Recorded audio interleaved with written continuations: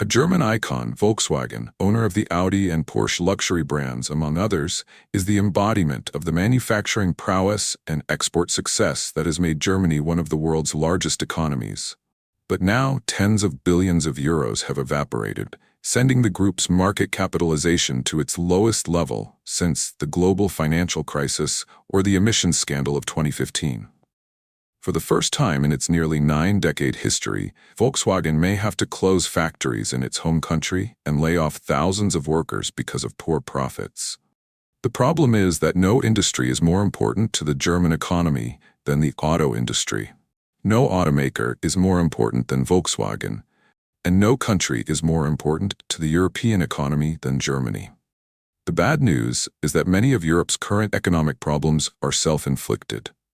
The good news is that the problems are largely self-inflicted and therefore solvable. So let's try to answer the question: what did Europe do to get to where it is today, and what can it do to fix this mistake? We know that if a country wants to increase its GDP, these are the viable options. First, improve the quality of its human resources so that its workforce can take on technical positions and create more value. Second, access to better technology and resources. Third, increase working hours. Fourth, simply increase population. Let's start from the bottom. We see that no country in the EU has a birth rate high enough to maintain its population, let alone increase it. But they have a tool to compensate: immigration.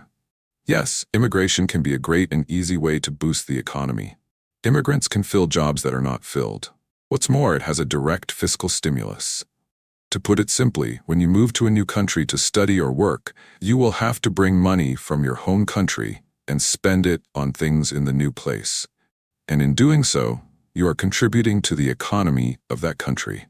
Many countries require visa applicants to prove that they have enough money to cover their expenses while they settle in or while they study.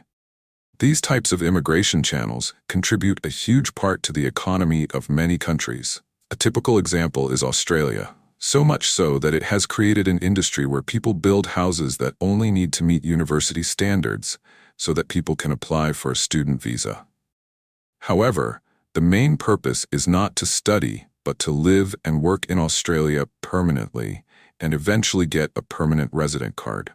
Students see it as the best opportunity to move from a low-income country to a higher-income country. Even if they only do freelance work or minimum wage work, the income in these countries is still higher than doing engineering in less developed or developing countries.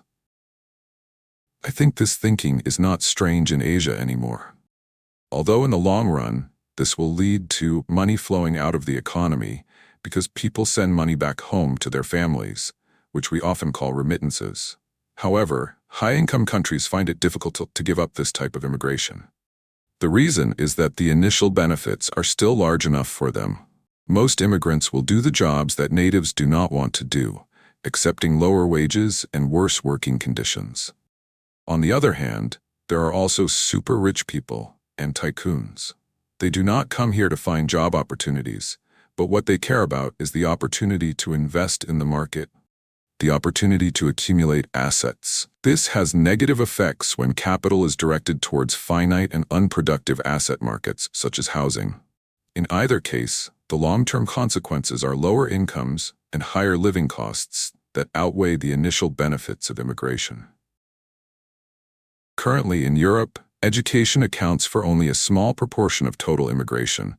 If you add in work visas, that still only amounts to a quarter.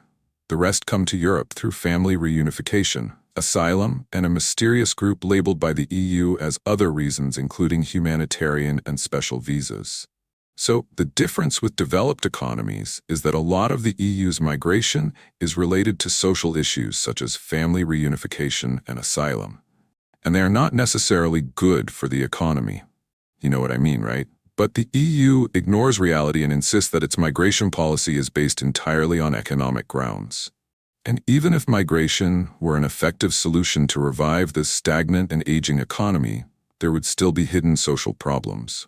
Because, any argument for immigration control can be seen as racist.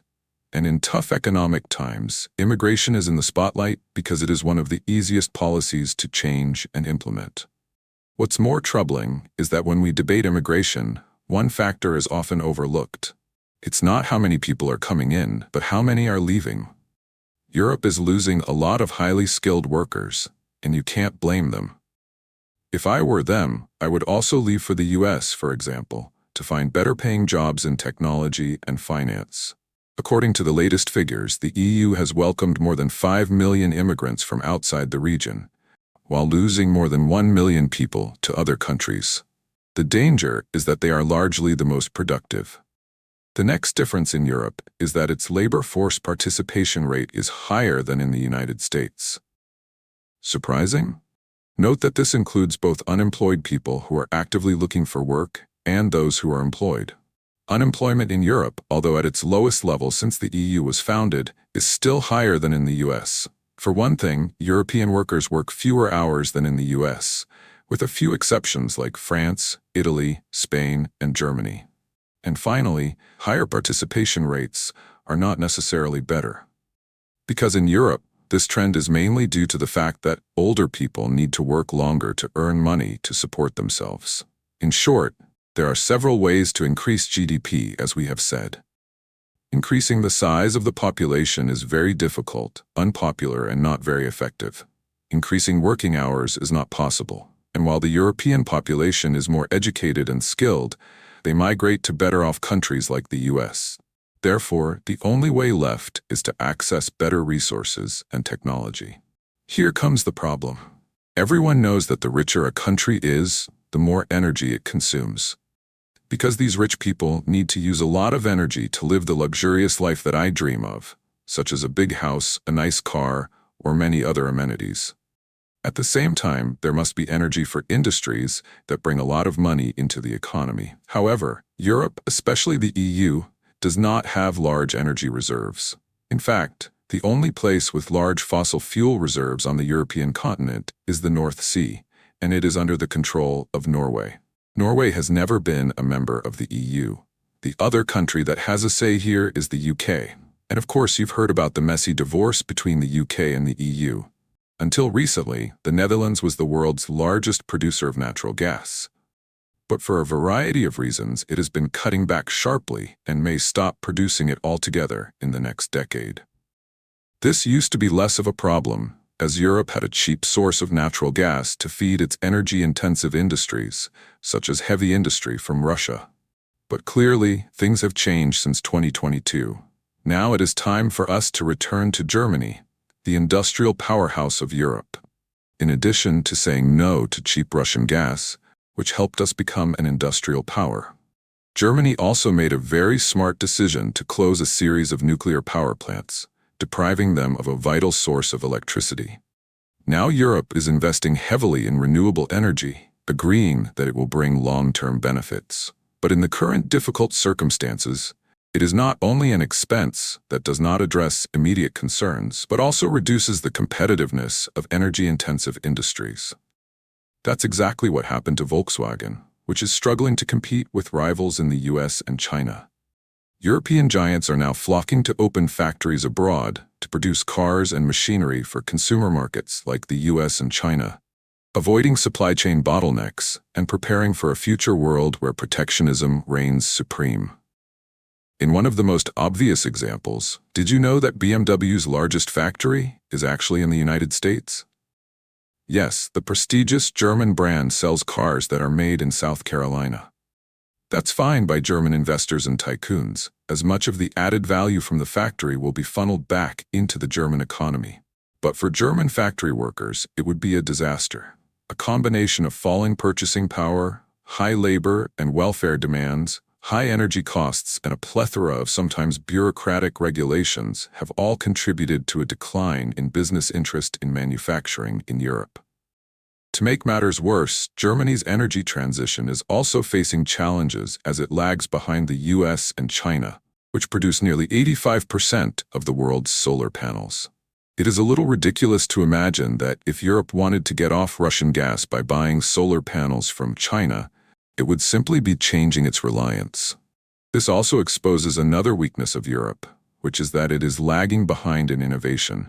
It cannot produce more people, import high-quality people, make its workers work longer hours, or keep its most highly skilled people.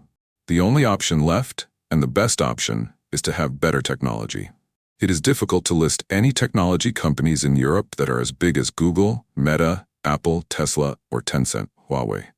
This can be considered a fatal weakness, because in the modern world, most of the high value is created through technology. The reason for this situation is, first of all, that Europe has lost a lot of talent and investment to the US. These are the two most important factors in creating large technology companies.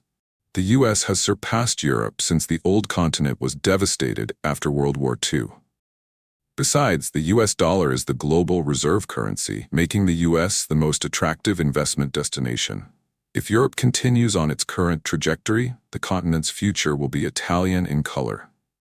A dilapidated open-air museum, beautiful to American and Chinese tourists, but inside awash in debt. What do you think? Let me know in the comments. Now bye and see you again.